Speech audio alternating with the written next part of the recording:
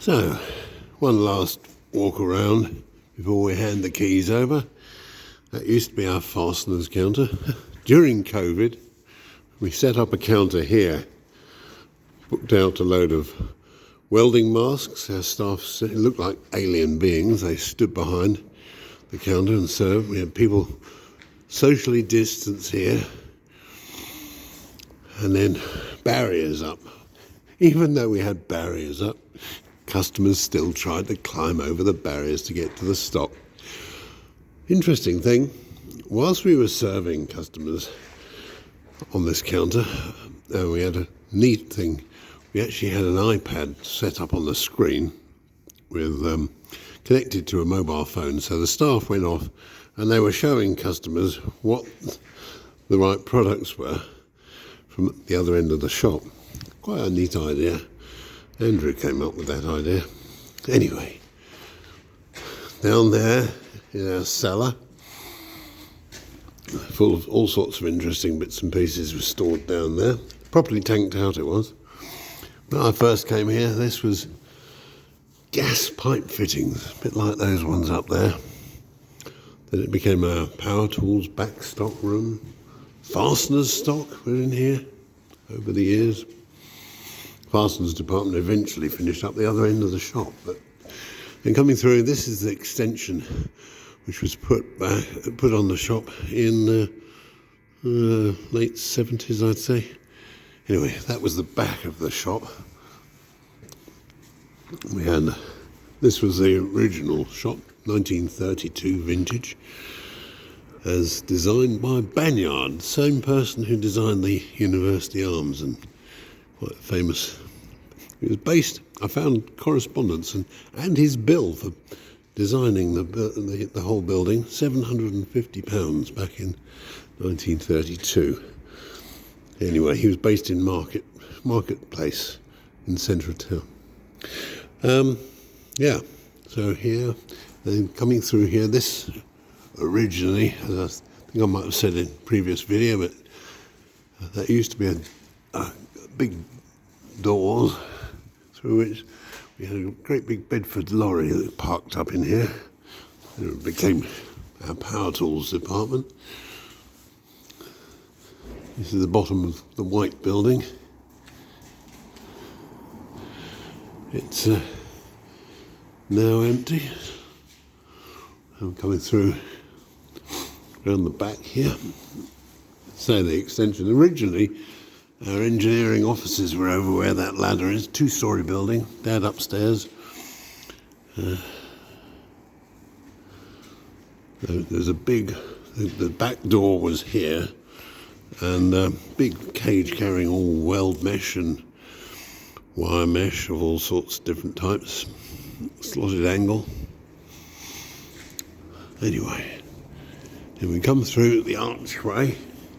Oh, interesting point. I think I might have mentioned it again, but it bears telling. That used to be the back door through to the clocking in area for engineering staff. The clocking in clock is down at the Museum of Technology down Cheddar's Lane, if you want to go and see it, amongst a number of other items that came out of here and coming through into engineering. If these walls could speak. I had people from the Industrial Museum in here today talk about some items I've found in my father's archive. Anyway, in here, some incredible things were designed and built. On the first tower, the tower that they pulled the first fibre optic cables was constructed over there. And when I came first, there was a big machine my father had designed for making seamless pipes. Anyway, coming through into the machine shop, John Cheesley's home. Sadly, John only died last year. Barry Smith threw in structural and Gordon Friend in here in the welding department. As I said before, the drive shaft used to go through that spot up there, which is, you can just see around. He used to have the line shaft for the belt-driven machinery. This became our goods inwards eventually. Big machining centres here. Meekoff milling machine is based here. Huge, great big concrete slab underneath there. So many interesting jobs being put through here over the years. And coming through into what was originally our metals warehouse, but then became what they called small works.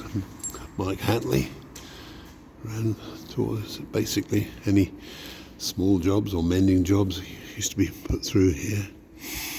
Eventually this became light engineering, which is now transferred up to Nuffield Road, where our new shop is based, Unit 10.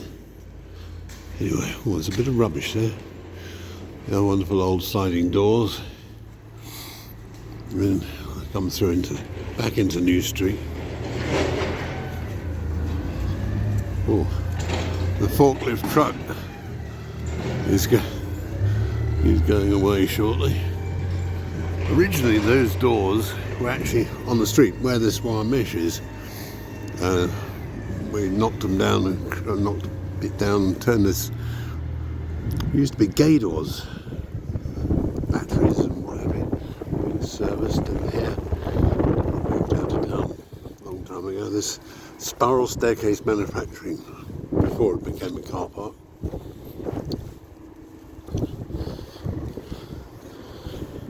So you can still see places where all the spirals were assembled. Parker's Terrace. A lot of staff, a lot of members of family lived in Parker's Terrace over the years. Oh, there we go. Still some work going on in here. Hello, Johnny.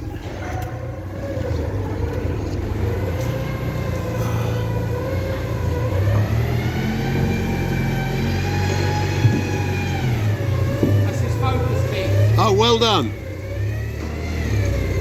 Thank you very much, James.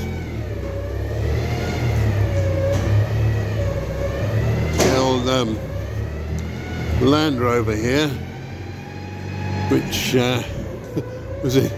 It's inscribed on the side. It's in the vanguard, taking caravans to an earthquake in Italy in built in 1960, in 1980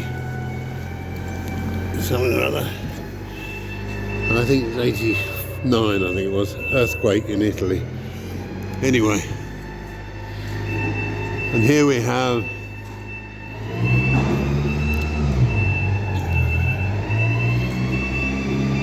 what used to be the stables for the